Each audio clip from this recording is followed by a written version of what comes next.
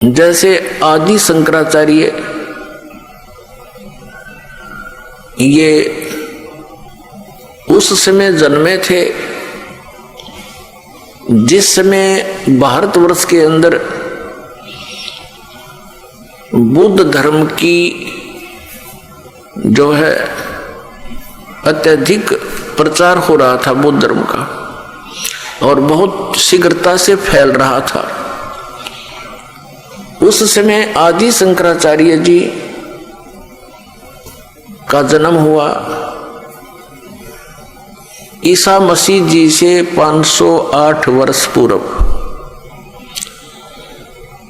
तो उस आदि शंकराचार्य का उस समय जन्म होना हमारे लिए वरदान सिद्ध हुआ, क्योंकि यदि बुद्ध धर्म भारतवर्ष में फैल जाता तो पूरा भारतवर्ष नास्तिक हो जाता। जैसे बुद्ध धर्म फैला चीन में, आज देख रहे हैं कि चीन में कोई राम नाम परमात्मा को याद करने वाला प्राणी शायद ही कोई हो। इसका कारण क्या रहा कि ये महापुरुष जैसे महात्मा बुद्ध थे, ये पुण्यकर्मी प्राणी थे पूर्व जन्म के, और इनके कुछ संस्कार शेष रह जाते हैं, उनको फिर मानव शरीर में ये यहाँ का भगवान ब्रह्म देता है, और वो सीधे स्वर्ग से आए हुए थे।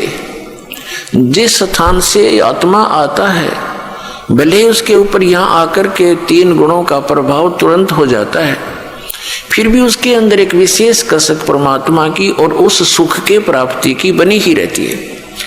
इस आधार से उसने घर त्याग दिया महात्मा बुद्ध ने, और बिहार के अंदर गया शहर के पास एक वट वृक्ष के नीचे उसने बैठकर परमात्मा पाने की मनमुखी साधनाएं शुरू कर दी। हठ योग, निराहार रहकर बैठ गया। अब उसको प्राप्त कुछ हुआ नहीं, मरने को हो गया, हिला टहला जा नहीं, बोला भी नहीं जा रहा था। तो किसी माई को प्रेरणा हुई, किसी बहन ने उसके मुख पर थोड़ी सी खीर लगाई, धीरे धीरे वो चाटने लगा। तीसरे चौथे दिन उसने आंखें खोल ली और उठ के फिर प्रचारक बन गया और विधान बना दिया कि starvation could not lead to salvation. व्रत रखने से, भूखा मरने से भगवान प्राप्ति नहीं हो सकती, आत्म कल्याण नहीं।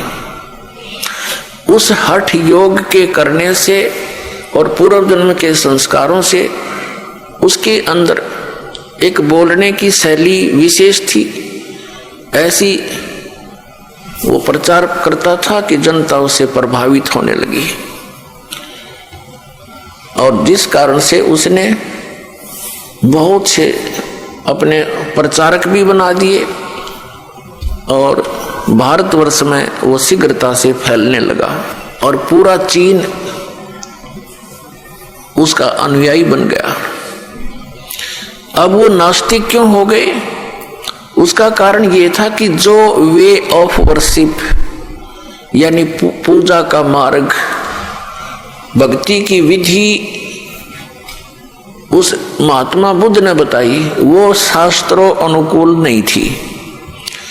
श्रीमद् भगवत गीता अध्याय नंबर 16 के श्लोक 23 और 24 में कहा है कि शास्त्र विधि को त्याग कर जो मनमाना आचरण करता है उसकी न तो गति होती है, न उसको कोई सुख प्राप्त होता है, और न ही उसका कोई सिद्धि प्राप्त होती है, उसकी सिद्धि भी प्राप्त नहीं होती, अर्थात यूजलेस यानी व्यर्थ।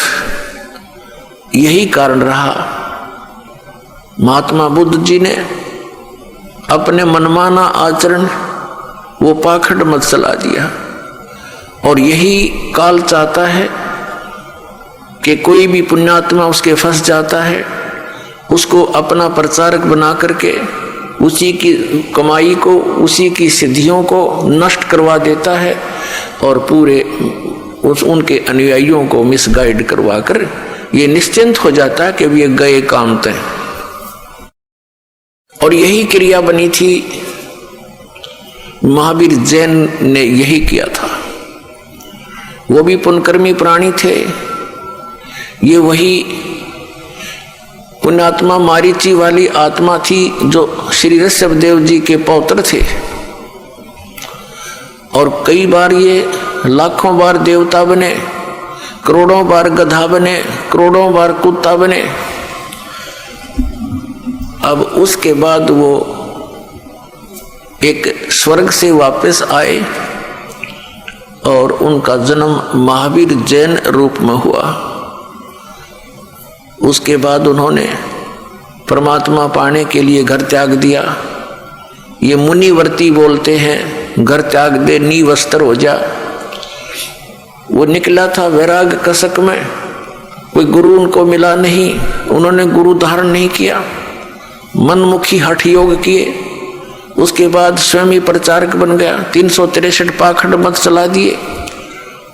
और जिस कारण से आज पूरा जैन धर्म उसी महावीर जैन द्वारा चलाए गए उन पाखंड मतों के आधार से पूजाएं कर रहा है। और कुछ दिनों में ये सब नास्तिक हो जाएंगे, क्योंकि भगवान से मिलने वाली राहत इनको प्राप्त नहीं होती। यही कारण रहा कि पूरा चीन नास्तिक हो गया, क्योंकि उनको भगवान से मिलने वाली वो साधना नहीं प्राप्त हुई जो भगवान से राहत मिले। तो उन्होंने सोच लिया कि भगवान कोई है नहीं, अपनी मेहनत परिश्रम से करो और खाओ। ये तो पशु पक्षी भी कर रहे हैं। अगर इतना ही मनुष्य जीवन इसीलिए सीमित था, अगर यहीं तक परमात्मा ने सीमित करके भेजा होता तो पशु पक्षी भी यही कार्य करते थे। अलग से ये एक सुंदर शरीर देने की क्या आवश्यकता थी। परमात्मा ने अपने जैसा ही रूप आपको प्रदान किया है, मनुष्य को। परमात्मा भी मनुष्य जैसा ही है, लेकिन उनका सामर्थ्य, उनके शरीर का तेज, उनकी खूबसूरती हमसे असंख्यों गुना अधिक है। इसलिए वो परमात्मा है, हम आत्मा है। हम जीव हैं, वो परमेश्वर है।